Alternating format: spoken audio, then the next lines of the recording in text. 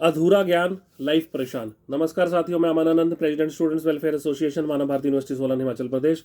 आज इस वीडियो के माध्यम से एक बहुत ही महत्वपूर्ण जानकारी आप लोगों के बीच में लेकर के आया हूं। जैसा कि आप सबको पता ही है कि पिछले कल यानी कि 20 दिसंबर 2024 को हमारे honourable high court of Himachal Pradesh में हमारी जो एग्जिस्टिंग पीआईएल थी, पीआईएल नंबर 22 ऑफ 2022, उसके अंदर जो है ऑर्डर पास कर दिया गया और उसको डिस्पोज ऑफ कर दिया गया। मुझे मल्टीपल स्टूडेंट्स की कॉल आ रही है, बार बार मुझे वो लोग कॉल करके कह रहे हैं कि सर हमारी जो ये पीआईएल है वो डिस्पोज ऑफ हो गई है, तो अब उस हमारी लाइफ क्या बनेगा, हमारा फ्यूचर क्या रहेगा, आप लोग उसमें बताइए बताइए। देखिए, without reading the proper order हम लोग भी उनको कुछ अपडेट नहीं दे पाते हैं। और इस केस के अंदर जो है ऑर्डर जो है आज सुबह 10-11 बजे के आसपास ही अपडेट हुआ है। उसको स्टडी करने में टाइम लगता है। हर एक डे बाय डे प्रोसीडिंग्स के ऑर्डर को स्टे करने के बाद ही उसका कोई सोल्यूशन निकलता है। तो हम इस सोल्यूशन पर निकले कि स्टूडेंट्स को घबराने की कोई भी ज़रूरत नहीं है। अच्छी बात यह है कि हमारी पीआईएल को डिसमिस नहीं किया गया। अगर इसको डिसमिस कर देते कि इसमें अंदर कोई ऐसे सब्सटेंशियल एविडेंसेस या ऐसे कोई ग्राउंड्स नहीं है जिससे हम बच्चों को रिलीफ दे सके, तो वो हमारे लिए जो था वो ऑर्डर्स इशू क्रिएट कर सकते थे, ना कि ये। इसके अंदर कोर्ट ने, हमारी ऑनरेबल हाई कोर्ट ने डायरेक्ट डायरेक्शंस जो दिए हैं वो बच्चों की एक तरीके से फेवर में दी है।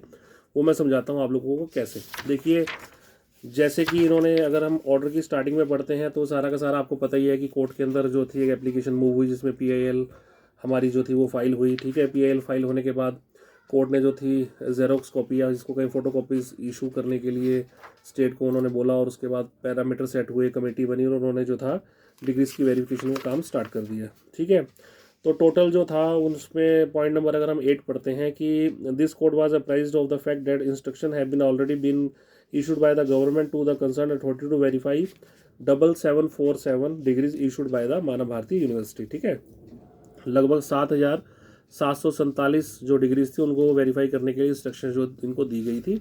जिसके बाद इन्होंने पहले फेस में 1700 कुछ और उसके बाद बढ़ते बढ़ते 2400 बच्चों को जो था लगभग अप्रूव लिस्ट में डाल दिया था कि हमारे हिसाब से सारे के सारे बच्चे अप्रूव लिस्ट में है। बाकी जो है वो डिस्प्यूटेड लिस्ट में है। उनको ये कहीं पे भी नहीं बोला गया कि ये नॉन जेन्युइन स्टूडेंट्स हैं या फेक स्टूडेंट्स हैं। उनको ये बोला गया था कि ये डिस्प्यूटेड लिस्ट के अंदर है, ये जो पैरामीटर्स को फुलफिल नहीं कर रहे हैं, तो हम इनको जो हमने क्राइटेरिया पैरामीटर्स का सेट किया उसके अकॉर्डिंगली हमारे पैरामीटर्स को फुलफिल नहीं कर रहे, तो हम इसमें अनेबल हैं या हम इसमें बाउंड है, इनको डिग्री नहीं इशू कर सकते।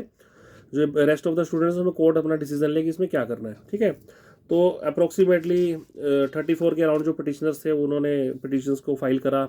वो सारे के सारे मैटर्स जो थे इसमें टैग होते रहे। और पॉइंट नंबर 9 में अगर हम जाते हैं तो कोर्ट ने ऑर्डर पास किया था, जैसा आपको पता ही है, 28/11 को, कि 30/11 को सब लोग 10 बजे अपना यूनिवर्सिटी जाके अपना जो रिकॉर्ड है वो एक्सेस करेंगे कि आपका रिकॉर्ड कहाँ पे अवेलेबल है, ग्रीन शीट में है, डिस्क्लोजर लिस्ट में कहाँ कहाँ पे अवेलेबल है, वो सारा का सारा उनको एक्सेस उन्होंने प्रोवाइड करवाया था। ठीक है, तो अगर हम इसमें जाते हैं कि पॉइंट नंबर 10 में जाते हैं, जो मेन पॉइंट है, देखते हैं कि जो डायरेक्शंस कोर्ट ने पास की थी उसके ऊपर जो स्टेटस रिपोर्ट फाइल करी थी, तो उसमें based on the search inspection the university has placed on record the status report of the each of the petitioners in tabulated form. ठीक है, however, given the fact that this statement is disputed by the majority of petitioners students, this court is in jurisdiction is not in a position to determine such disputed questions. जैसे कि उसके अंदर मैं बताता हूँ क्या प्रॉब्लम आ रही थी कल, कि जो 34 पिटिशनर्स को एक्सेस मिला था और उनमें प्रॉब्लम यही थी कि किसी का ग्रीन लिस्ट में नाम था तो डिस्क्लोजर में नहीं था, किसी का डिस्क्लोजर लिस्ट में नाम था तो ग्रीन लिस्ट में नाम नहीं था।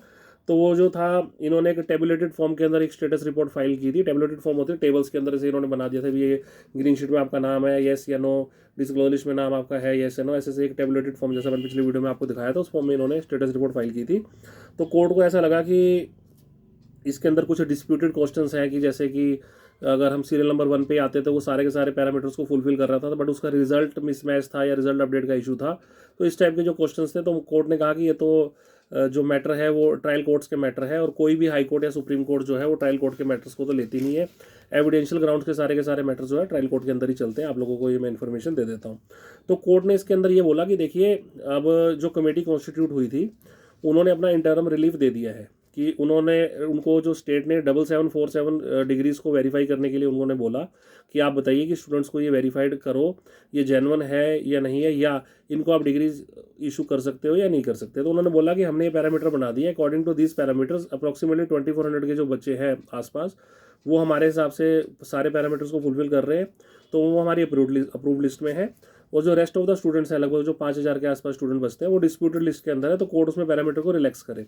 तो कोर्ट ने इसमें ये चीज़ बोली है कि देखो, ये मैटर ऑफ एविडेंस है, तो इसके अंदर आप लोग क्या करें कि अपना जो आपको ये आपका जो ग्रीवेंस है उसके सोल्यूशन के लिए आप लोग ट्रायल कोर्ट में जाइए।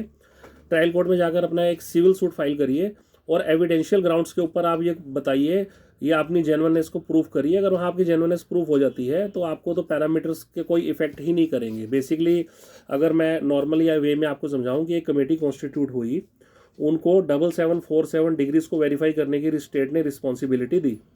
अब उन्होंने जो 6 पैरामीटर्स ड्राफ्ट करवा के अपना honourable high court of Himachal Pradesh को अप्राइज भी करवा दिया कि according to these parameters we are verifying the students. ठीक है, तो अगर कोई एक बच्चा एक पैरामीटर में भी फॉल नहीं कर रहा था तो उन्होंने उसको डिग्री इशू करने से मना कर दिया और उसको डिस्प्यूटेड लिस्ट में डाल दिया कि ये डिस्प्यूटेड लिस्ट में है इसलिए कि इसका ग्रीन शीट में नाम है, डिस्क्लोजर में नहीं है, या इसका डिस्क्लोजर में है बट ग्रीन लिस्ट में नाम नहीं है। मीन टू से डेट कि 6 के 6 पैरामीटर्स को फुलफिल नहीं कर रहा। तो बच्चे जो थे अपने अपने मैटर्स को लेकर के, किसी का रिजल्ट मिसमैच का इशू था, किसी का रिजल्ट अपडेट का इशू था, किसी का ग्रीन शीट का इशू था, किसी का डिस्क्लोजर लिस्ट का इशू था, वो सारे के सारे बच्चे जो थे in the form of 34 petitioners high court में चले गए। उनका केस जो था इस PIL के अंदर टैग हो गया।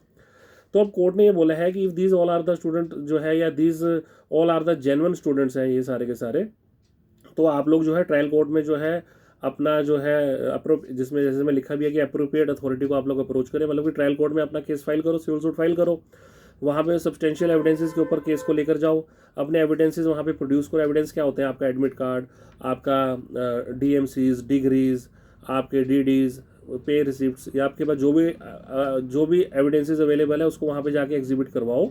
अगर वो एग्जिबिट हो जाते हैं और वहाँ पे आपकी जेन्युइननेस प्रूफ हो जाती है तो ये पैरामीटर्स तो आपको इफेक्ट ही नहीं करेंगे। जो बात भी सही है कि अगर आपका सपोज करो डिस्क्लोजर लिस्ट में नाम नहीं है, ठीक है, और एक बच्चा जाता है ये देखो जी मेरी प्रॉपर ये रिसिप्ट्स हैं या ये मेरे पास ये एविडेंसेस अवेलेबल है बीइंग एन जेन्युइन स्टूडेंट, तो अगर वहाँ से आपकी जेन्युइननेस प्रूव हो जाती है तो ये पैरामीटर आपको इफेक्ट ही नहीं करेंगे। बेसिकली पैरामीटर्स तो एक इंटरम रिलीफ था, या अगर कहें एक टेम्परेरी रिलीफ था कि जिससे कि था बच्चों को इमीडिएट रिलीफ मिल सके, वो परमानेंट सोल्यूशन नहीं था।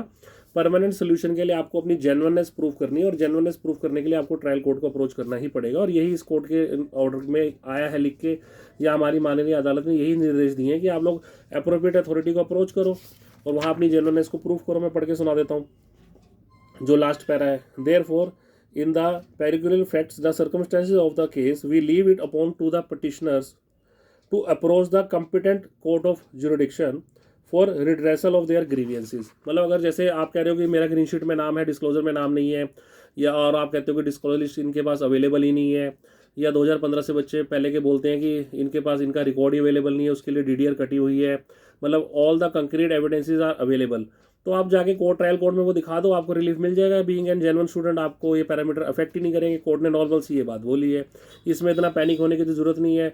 सुबह से मुझे कॉल आ रही है सर वहाँ पे डिस्पोज ऑफ आ रहा है, डिस्पोज ऑफ आ रहा है, डिस्पोज ऑफ आ रहा है, या डिस्पोज ऑफ आ रहा है, कोई ना कोई अगर केस अगर आप फाइल करोगे तो किसी ना किसी दिन तो वो डिस्पोज ऑफ होगा ही ना। अच्छी बात है, डिसमिस तो नहीं हुआ ना इन ग्राउंड्स के ऊपर कि यहाँ पे कोई ऐसे ग्राउंड्स नहीं है कि हम बच्चों को कोई रिलीफ या डायरेक्शन दे सके, इसको हम डिसमिस कर रहे हैं। डिस्पोज ऑफ हुई है विद द डायरेक्शन कि आप अप्रोप्रिएट कोर्ट में जाइए, अप्रोप्रिएट अथॉरिटी में जाके अपना ट्रायल फेस कीजिए। ट्रायल के ऊपर जो है आप सब्सटेंशियल एविडेंसेस के ऊपर अपने केस को प्रूव करो। अगर वहाँ आपकी जेन्युइननेस प्रूव हो जाती है तो ये पैरामीटर आपको इफेक्ट ही नहीं करेंगे। जो सच्चाई भी है, अगर आपको लगता है कि हमारे पास प्रॉपर DMCs अवेलेबल है, हमारे को यूनिवर्सिटी ने DMC इशू करी है, उसके एविडेंस में आपके पास जैसे आपको बाई पोस्ट आई है तो उसके एनवलप्स अवेलेबल होंगे, DDs अवेलेबल होंगे, पेमेंट रिसिप्ट्स अवेलेबल होंगे, आई कार्ड अवेलेबल होंगे, डिग्री अवेलेबल होगी, each and everything is available with you. यही आपके एविडेंस है बीइंग एन जेन्युइन स्टूडेंट। यही चीज़ आपने ट्रायल कोर्ट में जाके दिखानी है, बिकॉज जो ट्रायल कोर्ट्स होती है या सब्सटेंशियल एविडेंसेस के ऊपर जो केसेस चलते हैं उनको हाई कोर्ट या सुप्रीम कोर्ट डील नहीं करती है, उनको ट्रायल कोर्ट से डील करती है। तो उन्होंने ये डायरेक्शन दी है कि आप लोग जाके अपने सारे के सारी, कहने की बात है कि सारी की सारी फाइल ले जाके ट्रायल कोर्ट को दिखा दो, वहाँ पे आपकी जेन्युइननेस प्रूफ हो जाएंगे तो पैरामीटर आपको इफेक्ट ही नहीं करेंगे। नॉर्मल सा ऑर्डर है, इसमें घबराने या पैनिक होने वाली तो बात ही नहीं है। हाँ ठीक है, थोड़ा सा टाइम टेकन प्रोसेस हो चुका है, बट ये ऐसा नहीं है कि आपकी लाइफ की आपकी एजुकेशन जो आपने हासिल की है या आपने जो पढ़ाई करी है उसका एंड हो चुका है, ऐसा कुछ नहीं है। कोर्ट ने सिंपल वे में बोला है, मैं बार बार बता रहा हूँ कि सब्सटेंशियल एविडेंसेस के ऊपर आप ट्रायल कोर्ट में जाइए, अपने आपको वहाँ पे अपनी जेन्युइननेस प्रूफ करिए। और being an student genuineness proof करने के लिए क्या होता है, आपके पास DMC है, आपके पास डिग्री है, अदर रेलिवेंट डॉक्यूमेंट्स है, आप अपनी जेन्युइननेस वहाँ जाके इजीली प्रूफ कर दी, उसमें क्या दिक्कत वाली बात है। तो जो बेसिकली कमेटी ने पैरामीटर्स के अकॉर्डिंगली बच्चों को वेरीफाई किया था, एक इंटरम रिलीफ था कि, या उसको बोले कि एक इमीडिएट रिलीफ था कि बच्चों को रिलीफ दे देते हैं। बट जो 6000 बच्चे थे उनको उन्होंने डिस्प्यूटेड लिस्ट में डाल दिया बीइंग कि एक ना एक पैरामीटर को फुलफिल नहीं कर रहे हैं, ठीक है।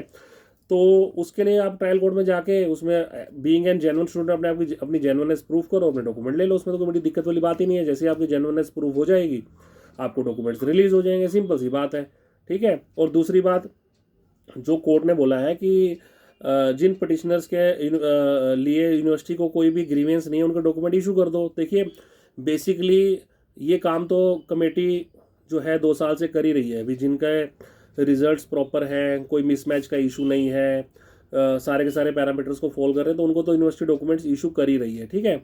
बाकी जो दूसरा इशू था कि बच्चों का कुछ डॉक्यूमेंट्स का मिसमैच का इशू था या रिजल्ट अपडेटेड नहीं थे, देखो उसके लिए तो कोर्ट ने कल जो चार्जशीट मंगवाई थी तो उसमें तो जो हमारे डिप्टी मैम उसमें अपीयर हुए थे, तो स्टेट ने ये बोल दिया कि जो हमारा मैटर जो है वो जो बेस एफआईआर थी जो यूनिवर्सिटी के अगेंस्ट जो जिसके अंदर इनके स्कैम के चार्जेस लगे हुए हैं, उसके अंदर वो हमारा जो चार्जशीट या चलान जा चुका है और वो मैटर ऑफ ट्रायल हमारा पेंडिंग है, ठीक है। और एज ए एविडेंस हमने इन चीज़ों को वहाँ पे प्रोड्यूस कर रखा है, तो जब तक उसका कोई फाइनल डिसीजन नहीं आता तो हम उसके अंदर टेम्परिंग या कोई अपग्रेडेशन नहीं कर सकते। तो कोर्ट ने उसके लिए भी मना कर दिया है, ठीक है। ये प्रॉब्लम आई है उन बच्चों के लिए जो अप्रूवल लिस्ट में होते हुए भी जिनको मिसमैच या कहें कि रिजल्ट अपडेट का इशू आ रहा था, तो उनको अभी कोई रिलीफ नहीं मिला है, क्योंकि उन्होंने ये स्टेट ने ये बोला है कि ये जो रिकॉर्ड है इसका ओरिजिनल रिकॉर्ड जो है सोलन कोर्ट में ट्रायल में पड़ा हुआ है, ठीक है। और जब तक वहाँ ट्रायल चल रहा है तो ये हमारा मैटर ऑफ एविडेंस भी है और एज ए एविडेंस हमने इस रिकॉर्ड को प्रूव भी करना है अपने केस के लिए। तो इसमें अगर हम कोई अल्ट्रेशन करते हैं तो वो हमारे केस को इफेक्ट करेगा, तो उसके लिए कोर्ट ने करेक्शंस के लिए मना कर दिया है कि कोई करेक्शन नहीं होगी। तो उन्होंने सिंपली ये बोला है कि जिनका कोई ग्रीवेंस नहीं है, ग्रीवेंस मतलब कि कोई इशू ही नहीं है, मतलब 6 के 6 पैरामीटर में फुलफिल करते हैं, उनका रिजल्ट सारा अपडेटेड है, टोटल में कोई इशू नहीं है, नाम का कोई इशू नहीं, उनको तो डिग्रीज इशू कर दो। वो काम तो ऑलरेडी कमेटी कर ही रही थी, नो डाउट, उसमें तो कोई दिक्कत वाली बात नहीं है। बाकी इसमें घबराने वाली बात नहीं है कि अब हमारा क्या होगा डिस्पोज ऑफ होगा। देखो कोई ना कोई केस अगर फाइल होता है तो डिस्पोज ऑफ होना होता है, और ये पॉजिटिव डायरेक्शन है, बच्चों की फेवर में ही ये डायरेक्शंस हुई हैं कि आप अपनी जेन्युइननेस को जाकर ट्रायल कोर्ट में फेस कर दो। और ट्रायल कोर्ट में जब आपकी जेन्युइननेस प्रूव हो जाती है आफ्टर फाइलिंग द केस, ठीक है, तो ट्रायल कोर्ट आपको आप जेन्युइन स्टूडेंट मान लेंगे तो आपको डॉक्यूमेंट इशू हो जाएंगे। और अगर आपको लगता है कि उस टाइम पे आपको डॉक्यूमेंट नहीं चाहिए तो आप सूट फॉर डैमेजेस फाइल करके क्लेम भी कर सकते हो। तो एक बार तो ट्रायल कोर्ट में आप लोगों को जाना ही पड़ेगा, तो इसमें पैनिक होने की कोई ज़रूरत नहीं है। कोई ऐसा बहुत ही मतलब कि गलत ऑर्डर आप लोगों के लिए नहीं आ गया जिससे आप लोग पैनिक हो रहे हो। सिंपली कोर्ट ने ये बोला है कि it is a matter of a trial court, और ये जो सब्सटेंशियल एविडेंसेस के ऊपर आप लोग कोर्ट में जाएं ट्रायल कोर्ट में और अपने केस को प्रूव करें बीइंग एन जेन्युइन स्टूडेंट। और अगर आपकी जेन्युइननेस प्रूव हो जाती है तो ये पैरामीटर आपको इफेक्ट ही नहीं करेंगे, जो कि सच्चाई भी है। फिर जब कोर्ट ने आपको डिक्लेयर कर दिया कि you are the genuine student, तो फिर तो आपको जेन्युइननेस को प्रूव करने की कोई प्रॉब्लम ही नहीं, फिर पैरामीटर तो आपको इफेक्ट ही नहीं करेंगे। नाम आपका है या नहीं है, वो मैटर ऑफ इन्वेस्टिगेशन था या उनकी नेग्लिजेंसी थी, वो तो आपको वो इफेक्ट ही नहीं करेगी। आपके पास प्रॉपर रिकॉर्ड और बीइंग एन जेन्युइन स्टूडेंट आपके पास डिग्री और डीएमसी होनी चाहिए, बाकी तो कुछ होने की जरूरत भी नहीं है। यूनिवर्सिटी ने इशू करी है वही सफिशिएंट है।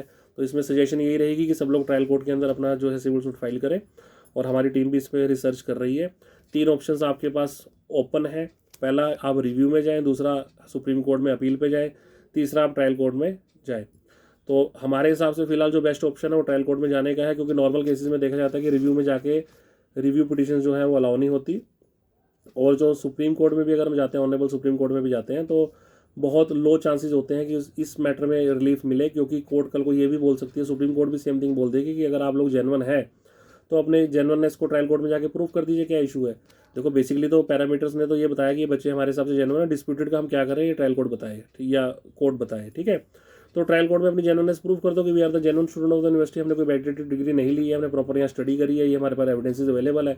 जब आपकी जेन्युइननेस प्रूव हो जाएगी तो पैरामीटर रिलैक्स हो ना हो उससे आपको कोई फर्क नहीं पड़ता। तो थोड़ा सा टाइम टेकिंग प्रोसेस हो गया, बट इसके अंदर ऐसी भी कोई नेगेटिव बातें नहीं आ गई कि आप लोगों को इतना नेगेटिव होने की जरूरत है। नेगेटिव होने की या पैनिक होने की बिल्कुल भी जरूरत नहीं है। जहाँ 1-2 साल आपके हाई कोर्ट में निकले तो 1-2 साल में ट्रायल कोर्ट में भी आप लोगों को रिलीफ मिल जाएगा। और जिन लोगों को जो नोटिस पीरियड के ऊपर है, जिनका टर्मिनेशन हो गया है या जिनको सस्पेंड कर दिया गया है, वो लोग तो as soon as possible trial court में अपने जो है सूट्स को फाइल कर दें, या कहें कि अपने केस को फाइल कर दें, सिविल सूट को फाइल कर दें। और किसी को भी किसी भी टाइप की वेरिफिकेशन करवाने के लिए, केस फाइल करने के लिए कोई भी हेल्प चाहिए तो आप हमें 929 कॉल कर सकते हैं। बेस्ट टीम हमारी जो इसके ऊपर काम करेगी और आप लोगों को इमीडिएट रिलीफ मिलेगा। कोर्ट ने इस चीज़ को माना है कि जो प्लेस ऑन रिकॉर्ड की एप्लीकेशंस में हमने जितने भी एविडेंसेस वहाँ पे प्लेस ऑन रिकॉर्ड करे, कोर्ट ने उन चीज़ों को माना है कि ये सफिशिएंट एविडेंसेस हैं, ये सफिशिएंट डॉक्यूमेंट्स हैं कि ये बच्चे जेन्युइन है। But it is a matter of trial. आप लोग ट्रायल कोर्ट में जाइए। तो मेरा भी ये कहना है कि आप लोग ट्रायल कोर्ट में जाइए, ट्रायल कोर्ट में अप्रोच कीजिए, ट्रायल कोर्ट से आपको इमीडिएट रिलीफ मिलेगा ही मिलेगा। तो इसमें पैनिक होने की कोई भी जरूरत नहीं है। और जल्द से जल्द ट्रायल कोर्ट में अपने केसेस को फाइल करें। और किसी भी टाइप की केस फाइलिंग के लिए, वेरिफिकेशन के लिए आप हमें 929 कॉल कर सकते हैं। मैं अपना नंबर डिस्क्रिप्शन में दे दूंगा। तो इस कोर्ट के ऑर्डर को लेकर पैनिक होने की कोई भी जरूरत नहीं है। इसमें ऐसा कुछ भी गलत नहीं है कि बच्चों की इसमें लाइफ डिस्ट्रॉय हो सके। सिंपली कोर्ट ने ये बोला है, हमारी ऑनरेबल हाई कोर्ट की ये डायरेक्शन है कि आप लोग ट्रायल कोर्ट में जाकर अपनी जेन्युइननेस को प्रूव कीजिए। सिंपल सी बात ये है कि आप अप्रोप्रिएट अथॉरिटी में जाइए और अपने केस को प्रूव कीजिए। मैं दोबारा से एक पॉइंट पढ़ के बता देता हूँ आपको, ठीक है। पॉइंट नंबर 11 है ऑर्डर के अंदर, ध्यान से पढ़ लीजिएगा, ठीक है। Therefore, in the particular facts and circumstances of the case, we leave it upon the petitioners / students to approach the competent court of jurisdiction for the redressal of their grievance। आपका grievance क्या है कि आपको committee बोल रही है कि sir मेरा ग्रीन लिस्ट में तो नाम है, डिस्क्लोजर में नाम नहीं है, तो कमेटी बोल रही है कि हम आपको डॉक्यूमेंट इशू कर सकते हैं, बट मैं तो जेन्युइन स्टूडेंट हूँ। तो ये चीज़ आगे अपना जो आपका इशू है या आपका ग्रीवियंस है या आपका प्रॉब्लम है, इसको ट्रायल कोर्ट में आप प्रूव कर दीजिए कि मैं जेन्युइन स्टूडेंट हूँ, जिस पैरामीटर का मेरे पे इफेक्ट ही नहीं होना चाहिए तो पैरामीटर आपको इफेक्ट ही नहीं करेंगे। बेसिकली सिंपल सी बात ये है। तो इसमें इतना पैनिक होने की जरूरत नहीं है। बस मैटर इज दिस कि अब आप लोगों को ट्रायल कोर्ट के अंदर सिविल सूट्स फाइल करने पड़ेंगे और हमारे पास कंक्रीट एविडेंसेस हैं। उन्हीं एविडेंसेस के ऊपर ये डायरेक्शन हुई है। कोर्ट ने इस चीज़ को इनडायरेक्टली वे में माना भी है कि आपके पास प्रॉपर डॉक्यूमेंट्स हैं, बट वो जो स्टेटस रिपोर्ट आई वो क्वेश्चनिंग फॉर्म में आ गई, या हमने जो प्लेस ऑन रिकॉर्ड की एप्लीकेशन में डॉक्यूमेंट्स वहाँ पे लगाए, या हमने कोर्ट को अप्राइज करवाया कि इन्होंने जो है अप्रूवल लिस्ट में उन बच्चों को भी डाल दिया जिन्होंने कभी कॉलेज की शक्ल तक नहीं देखी या 2015 से पहले का रिकॉर्ड जल चुका है। ऐसे ऐसे हमने इतने एविडेंस वहाँ पे लगा रखे थे। तो कोर्ट ने कहा कि मैटर ऑफ एविडेंस है और आपके पास स्ट्रॉन्ग एविडेंसेस अवेलेबल है। वर्बल बातें होती हैं, सारी चीज़ें ऑर्डर में नहीं आती। तो आप लोग ट्रायल कोर्ट में जाके सब्सटेंशियल एविडेंसेस के ऊपर रिलीफ आप लोगों को इजीली मिल जाएगा। तो वहाँ पे जाइए, तो ये पैरामीटर आपको इफेक्ट ही नहीं करेंगे। तो बेसिकली सजेशन यही है बच्चों को कि आप लोग जो है ट्रायल कोर्ट में अपना सिविल सूट फाइल करें, और किसी भी टाइप के सिविल सूट फाइलिंग के लिए आप हमें कॉल कर सकते हैं, क्योंकि हमारी फाइल पूरी की पूरी एज इट इज़ रेडी है। सारे के सारे कंक्रीट एविडेंसेस उसमें लगे हुए हैं। तो आप लोगों को जल्दी और as soon as possible relief अगर आप हमारे थ्रू करवाते तो मिल जाएगा। बाकी किसी भी टाइप की वेरिफिकेशन है, किसी भी टाइप की अपडेट के लिए आप लोग हमें 929 कॉल कर सकते हैं। धन्यवाद।